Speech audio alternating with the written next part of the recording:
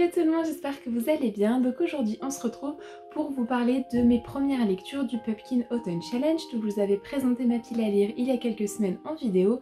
Et là vu que j'ai accumulé pas mal de lectures, je me suis dit que c'était le meilleur moment pour vous en parler. On se retrouve avec un thé de The Gilmore Witch, donc je vous mettrai sa boutique Etsy en barre d'infos. Et donc là on est sur du thé noir, potiron, potimarron, cannelle, sirop de citrouille épicé. Le thé idéal pour cette saison et pour le thème de cette vidéo, donc c'est parti.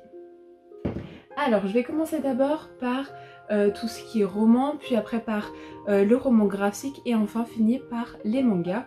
Donc je vais commencer par un livre que vous avez vu passer je pense énormément, donc qui est Seule en sa demeure de Cécile Coulon. Et donc c'est uniquement quand j'ai fini le livre que je me suis rendu compte qu'il y avait en fait un visage caché sur la couverture. Je vous laisse découvrir si vous n'étiez pas au courant.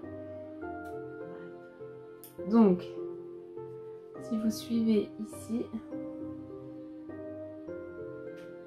vous avez du coup le visage d'une femme. Donc voilà, c'était pour le petit côté mystérieux de cette couverture.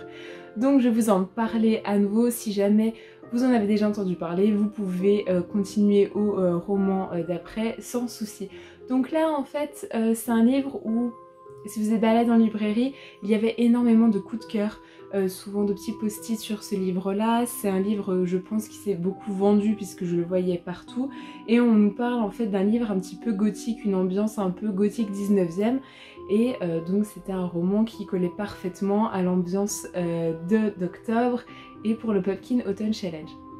Alors j'ai beaucoup aimé cette histoire, ça m'a permis de découvrir l'autrice, notamment son écriture, et je peux comprendre en revanche la déception qu'il y a eu. Donc pour vous faire un résumé à nouveau, donc vous allez suivre Aimée qui a 18 ou 19 ans, 18 ans et qui va se marier à Candre. Et donc c'est un mariage arrangé comme il se faisait à l'époque, et donc elle va quitter le domicile familial pour du coup emménager chez son nouveau mari qui est dans un énorme domaine qui est un peu reculé, entouré de forêts. Et donc on va suivre ses premiers jours dans cette demeure, et en fait elle va vite découvrir qu'il y a plein de mystères qui se cachent derrière cette énorme maison, derrière son mari, mais aussi derrière les employés qui travaillent sur ce domaine. Et donc en fait il y a une ambiance un petit peu qui va monter, une ambiance mystérieuse où on se demande en fait où est-ce qu'elle est tombée. Et du coup, quand vous avez la révélation finale, effectivement je pense qu'on peut être déçu si on s'est fait un petit peu toute une histoire, des explications. Voilà, il n'y a pas de fantastique en fait dans ce livre-là, et donc c'est peut-être pour ça qu'on peut parfois commencer à s'imaginer des choses en se disant « Ah, mais peut-être que cette personne ou quoi ». Il n'y a pas de choses fantastiques ou de choses farfelues. Donc soit ça peut être quelque chose de spoilant, mais d'un autre côté ça peut aussi éviter que vous soyez déçus, parce que c'est vrai qu'en revanche, la manière dont l'autrice a de faire monter un petit peu l'ambiance et de rendre tout un petit peu inquiétant peut laisser supposer à des choses extrêmes. Mais d'un autre côté c'est peut-être aussi ce que la personnage principale, donc Aimée, a commencé à s'imaginer. Donc finalement on est plutôt bien, je trouve, dans l'univers, on arrive à se mettre à la place de cette personnage, parce qu'en fait tout nous semble un petit peu bizarre. Sinon moi j'ai pas du tout en revanche aimé le personnage principal. C'est ce genre de jeune fille hyper fragile qui a toujours besoin d'être rassurée.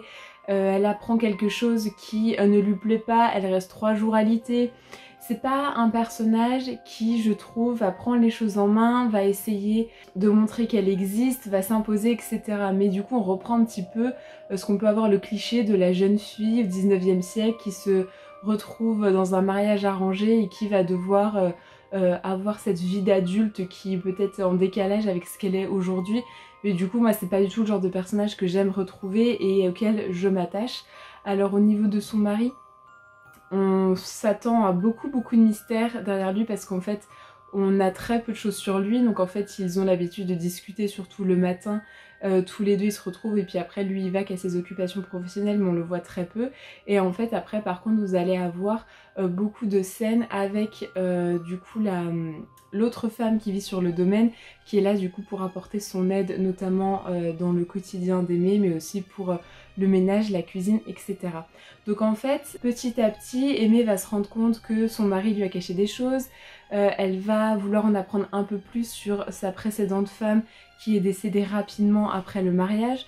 Donc en fait, étant donné qu'elle n'a rien à faire, elle ne travaille pas, elle n'a pas ses amis autour d'elle, elle était très très proche de son cousin qui a été finalement élevé par ses parents, elle n'a plus ce cousin avec qui elle était extrêmement proche, donc elle s'ennuie, elle fouine et elle va tomber sur des choses qu'elle n'aurait pas dû savoir, mais d'un autre côté elle se m'ôte aussi un petit peu la tête par rapport à tout ça.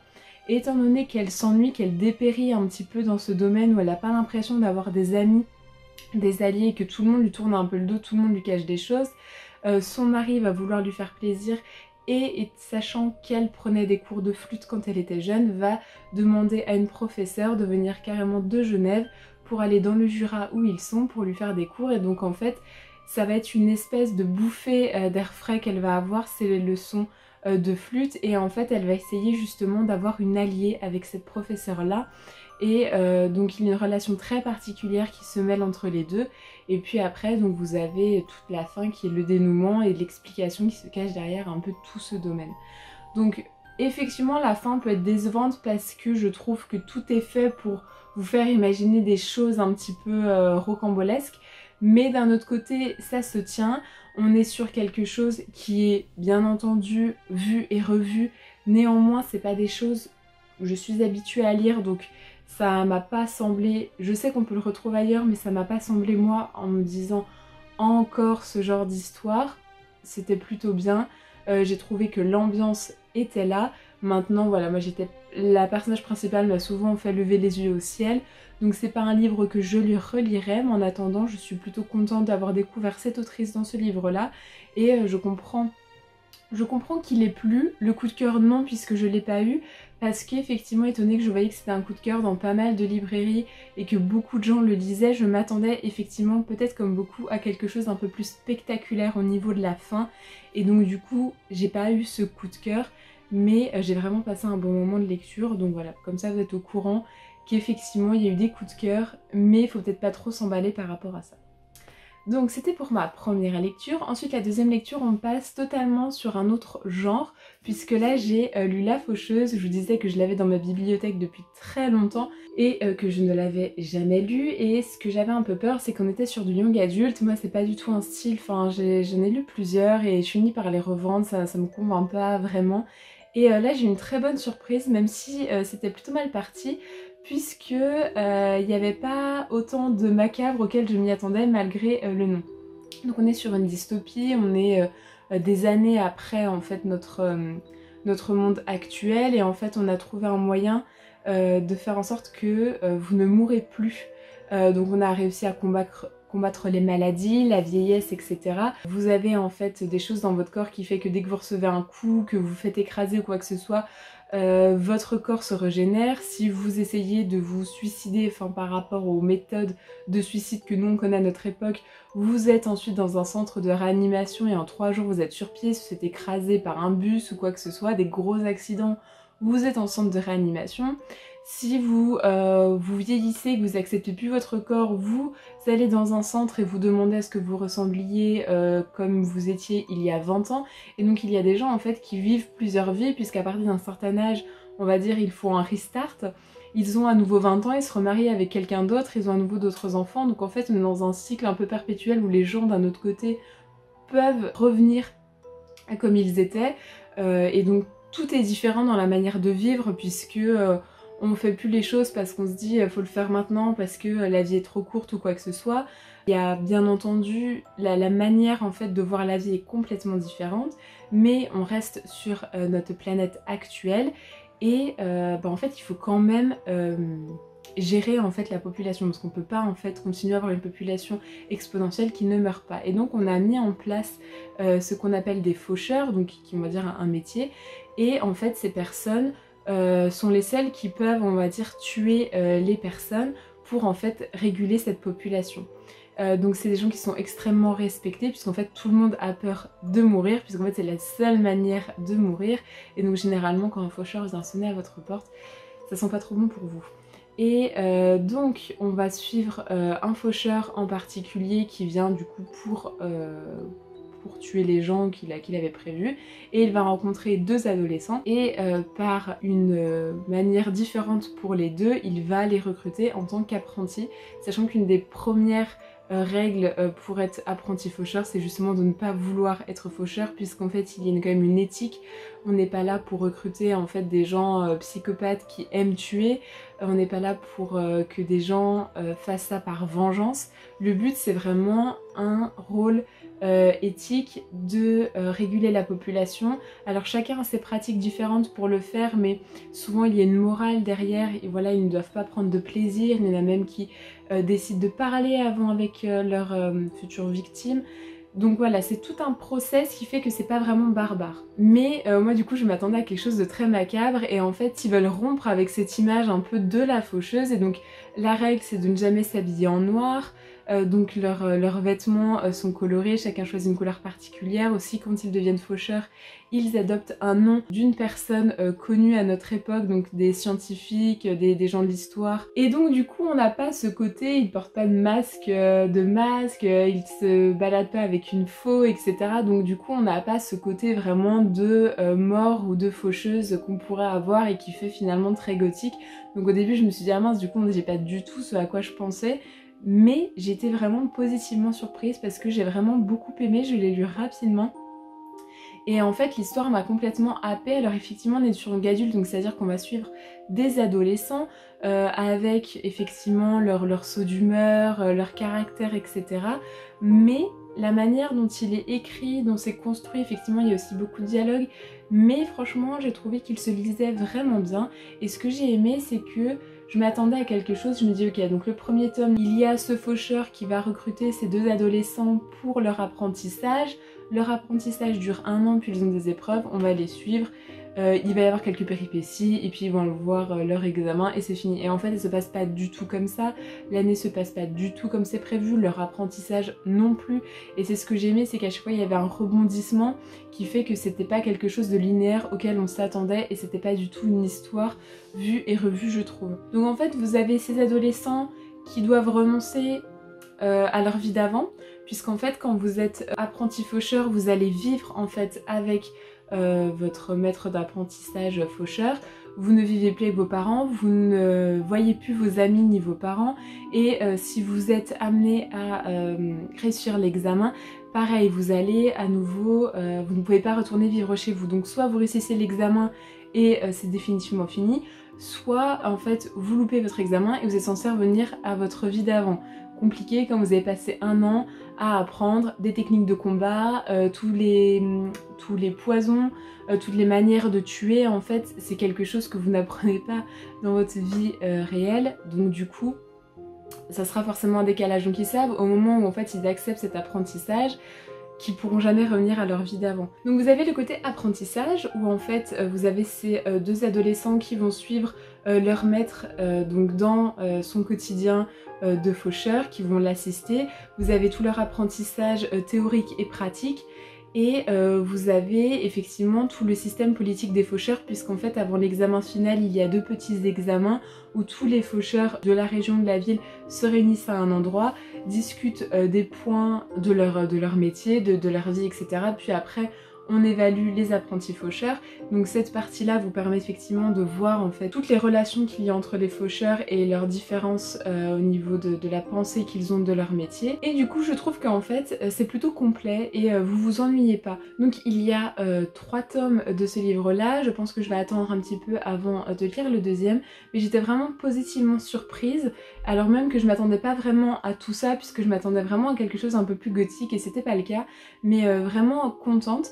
C'est pas forcément effectivement un genre que je lirais tout le temps dans toutes mes lectures, mais là du coup ça me changeait complètement et j'ai vraiment trouvé l'univers et oui, tout ce qui est créé autour de ce métier de faucheur vraiment très intéressant et qui donne à réfléchir effectivement si on serait amené à devoir en fait tuer les gens, puisque la science a fait en sorte que tout le monde puisse vivre. Du coup hâte de voir à la suite pour La Faucheuse, donc plutôt bonne surprise. Ensuite, je vais vous parler des graphiques. Alors celui-là, il n'était pas dans ma pile à lire du Pumpkin Autumn Challenge, mais je l'ai inclus. Pareil, celui-ci, vous avez dû le voir passer partout. Donc c'est Fangs, donc qui veut dire croc, et donc c'est un petit livre illustré. Alors par contre, je vous le dis tout de suite, il se lit en même pas un quart d'heure. Donc par rapport au prix, ça peut être un petit peu frustrant, mais en fait c'est des toutes petites scénettes et donc forcément vous le lisez très vite. Je vais vous montrer, voilà.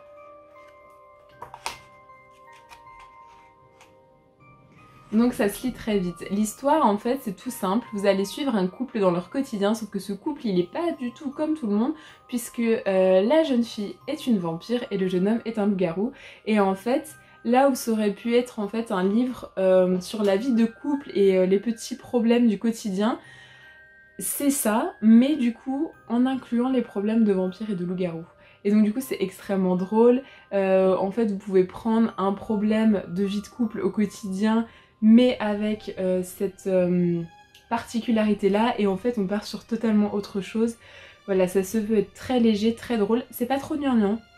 J'ai pas trouvé qu'on était dans le gnangnan, dans le couple qui s'aime, on le voit au quotidien, et du coup bon... Voilà, ça a bien 5 minutes, puisqu'en fait ils ont chacun leur petit caractère et donc du coup c'est plutôt, ça remet justement de l'humour par-dessus. Les deux ne se laissent pas faire et donc des fois on voit que leur caractère fait en sorte qu'ils sont un petit peu dans une impasse, mais il y a aussi beaucoup de tendresse, etc. Donc ils sont beaucoup attentionnés envers l'un et l'autre. Parfois ils ont tendance à oublier leurs particularités et ça crée des situations assez drôles. Donc voilà, pour quelque chose de drôle, de léger, pour octobre, ça permet une jolie parenthèse entre deux lectures qui peut être parfois un peu trop épouvante, un peu trop horreur, je sais pas ce que vous lisez en octobre, mais du coup ça vous permet de rester dans le thème et de pas forcément aller vers quelque chose qui vous met peut-être dans un bad mood pour octobre. Alors ensuite celui-là je vous l'ai présenté dans ma pile à lire, c'est Grimoire Noir et donc du coup c'est une bande dessinée, on peut dire ça. Et donc j'ai vraiment beaucoup aimé également parce que c'est une bande dessinée qui est aussi très agréable à regarder. J'ai vraiment beaucoup aimé les dessins qui vous mettent tout de suite dans une ambiance. Et je trouve qu'en fait juste les dessins vous mettent déjà dans l'ambiance. Parfois on peut être à la limite du comics et c'est vraiment l'ambiance idéale pour le mois d'octobre. Donc au niveau de l'histoire, on est dans une ville qui s'appelle Blackwell et donc dans cette ville, seules les filles ont des pouvoirs, donc les hommes eux n'en ont pas. Et la particularité aussi c'est qu'on ne peut pas s'enfuir de cette ville-là. Donc les filles sont destinées à avoir des pouvoirs, les garçons à ne pas en avoir, mais ils doivent rester dans la ville et donc leur destin est un petit peu tout tracé puisque vous faites les métiers que souvent vos parents ont fait parce que vous n'avez pas énormément de possibilités dans cette ville-là. Vous suivez en fait un jeune homme qui s'appelle Bucky, c'est comme ça qu'il s'appelle? Oui. Et malheureusement, sa jeune sœur va disparaître. Le problème, c'est que sa disparition est inquiétante. Elle a une particularité qui fait que ça arrive que des fois elle disparaisse un petit peu. Mais là, ça fait un moment, elle ne revient pas et donc son frère s'inquiète. Mais on a l'impression que la ville s'en moque un petit peu. On se dit que c'est... elle doit être en train de jouer, sans doute jouer à cache-cache, etc. et que c'est pas très grave. Son père, donc le père de ces deux enfants-là, travaille à la police, sauf qu'en fait le problème c'est que c'est directement sa fille, il est directement impliqué, donc on pense que c'est parce qu'il est beaucoup trop impliqué, qu'il se consacre beaucoup trop à cette affaire, donc on veut aussi l'évincer. Bon, très compliqué, et ce qui n'arrange pas les choses, c'est que la mère de ces deux enfants, une de ses particularités dans ses pouvoirs, c'est que si elle pleure, il pleut sur la ville. Elle est malheureusement inconsolable du fait qu'elle a perdu sa petite fille, parce qu'elle aussi, elle sent que ce n'est pas normal que sa petite fille a disparu, et en fait, du coup, la ville prend l'eau petit à petit, et il va commencer à se créer des inondations, puisque la mère est inconsolable. Donc voyant qu'il est un peu dans une impasse puisque sa mère est inconsolable, son père qui a un peu les mains liées au travail, Bucky va décider de mener lui-même l'enquête. C'était plutôt, on va dire, une enquête intéressante, mais ce qui est intéressant, c'est que c'était pas seulement une enquête, vous avez aussi toute une histoire de clan, un petit peu de sorcières. Ce qui est intéressant aussi, c'est que ça fait des générations que la ville en fait donc donne des pouvoirs aux jeunes filles, mais en fait depuis quelques temps les pouvoirs sont de moins en moins puissants et il y a même des jeunes filles qui commencent à perdre leurs pouvoirs au bout de quelques années. Donc on sent qu'on est dans un moment charnière de cette ville où il se passe quelque chose, puisqu'en fait ce cycle là de pouvoir attribué aux jeunes femmes a l'air de s'arrêter. Vous avez notamment la nouvelle génération, donc ces adolescents qui eux ne veulent pas en fait avoir la même vie que leurs parents, c'est-à-dire un destin tout tracé où ils sont enfermés dans cette ville. Donc en fait il y a des adolescents qui essayent de sortir de cette ville. Donc vous avez en fait, vous voyez qu'en fait vous êtes vraiment à un tournant pour énormément de personnages et à se demander si en fait la disparition de sa petite sœur est pas liée justement à tout ça. J'ai beaucoup aimé le côté un peu sororité des jeunes femmes en fait de cette ville-là. Il y a notamment une jeune sorcière qui elle fait très peur puisqu'elle elle allait beaucoup trop loin dans ses pouvoirs, qui va être libérée sous peu puisqu'elle arrive à la fin de sa peine de prison. Donc ça met en plus une ambiance un petit peu inquiétante autour de cette ville. Donc je trouve qu'on avait vraiment tous les éléments réunis pour vraiment passer un bon moment. J'en aurais voulu plus parce qu'on a un peu l'impression qu'on a juste un épisode d'une série. On a vraiment l'impression que en fait il existe beaucoup plus. Vous avez que ça, mais honnêtement il fait quand même beaucoup de pages, donc vous avez de quoi en fait vraiment vous plonger dedans. C'est juste qu'à un moment donné, on va dire le petit point négatif, j'ai trouvé qu'entre certaines vignettes, cases, bulles, je sais plus comment on dit, ça manquait parfois de fluidité, c'est-à-dire que j'avais l'impression, alors que normalement on n'a pas cette impression-là, que parfois c'était peut-être un peu trop hachuré, soit il en manquait, soit on passait beaucoup trop vite après, que par rapport à certains dialogues, j'ai dû relire certaines pages parce que ça manquait un peu de fluidité. Alors par contre des fois il y avait des grandes pages où c'était uniquement une scène et c'était vraiment très agréable, parce que comme je vous dis c'est vraiment très joli. Mais c'est vrai que sur les petites scènes de dialogue ou quoi, c'était parfois un peu difficile à comprendre, je sais pas pourquoi. Mais sinon vraiment je vous le conseille puisqu'il est vraiment très beau, c'est une ambiance vraiment très sombre, encore une fois, parfaite pour l'époque. Et l'enquête est plutôt bien. Est-ce que c'est surprenant? Est-ce qu'on le sent venir? Moi je pensais pas à ça, mais quand j'ai eu la révélation c'était pas non plus quelque chose de waouh. Mais en fait j'ai bien aimé parce qu'en fait on nous accompagne tout le long pour expliquer un peu le processus, tout ce qu'en fait il y avait en enjeu dans cette ville. Donc du coup j'ai trouvé ça plutôt bien. Maintenant c'est extrêmement frustrant parce que c'est typiquement le genre de personnage principal qui en fait a des bâtons dans les roues dès qu'il veut faire quelque chose. Et du coup c'est frustrant, mais d'un autre côté c'est mieux que les personnages qui ont plein de pouvoirs où tout est facile pour eux, mais c'est vrai que c'est assez frustrant. Ce qui ajoute justement un peu de complexité à l'enquête puisque personne en fait ne souhaite l'aider. Donc je vous le conseille si vous aimez un petit peu tout ce qui est enfermé dans une ville où il y a des pouvoirs, où il y a des guerres pas des guerres, mais il y a de la jalousie entre les pouvoirs, il y a des disparitions, des gens qui veulent cacher des choses, etc. C'est plutôt vraiment bien fait je trouve, juste un petit peu ce problème entre certains passages j'ai trouvé.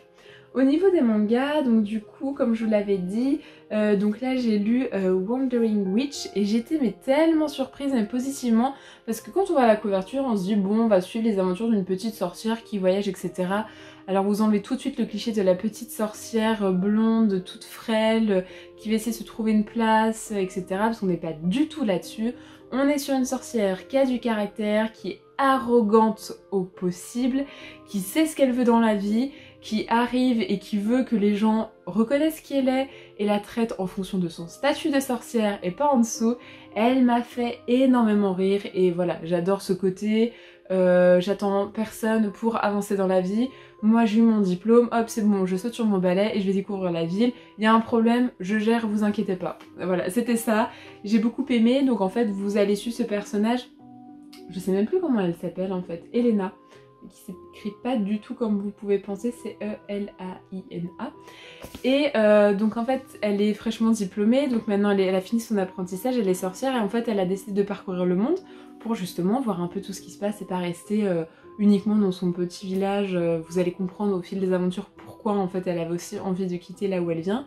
Et donc en fait au fur et à mesure de ces voyages, de ces villes qu'elle rencontre, en fait vous allez vous apercevoir qu'à chaque endroit où elle va il y a une espèce de légende, une espèce de mythe, de conte, etc.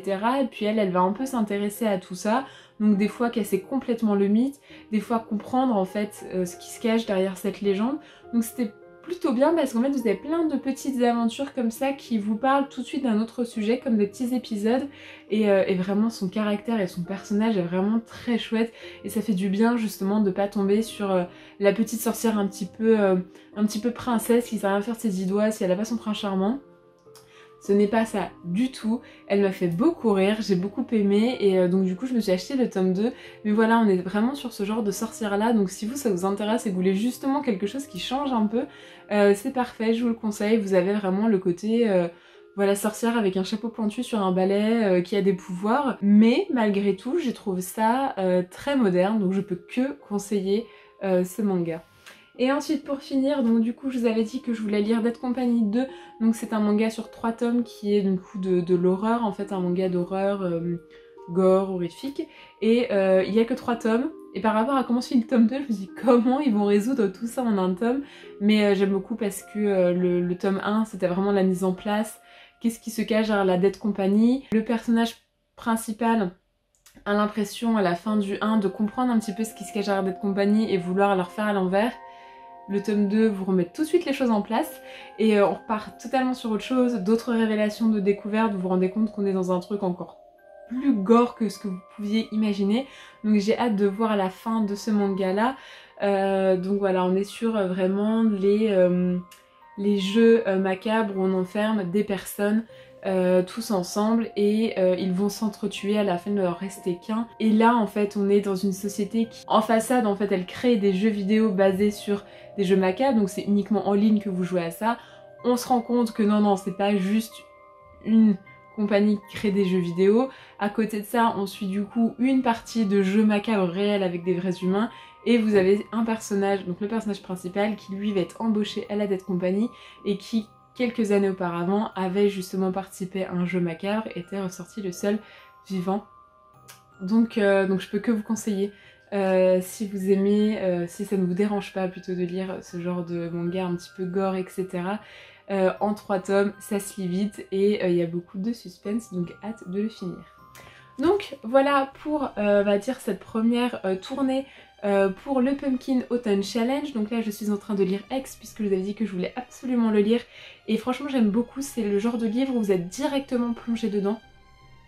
Tout de suite une ambiance qui fait un peu peur, donc j'ai hâte de vous en parler. En attendant, n'hésitez pas à me dire si vous avez lu également ces livres là ou si vous intéressent pour voir un peu ce que vous en avez pensé.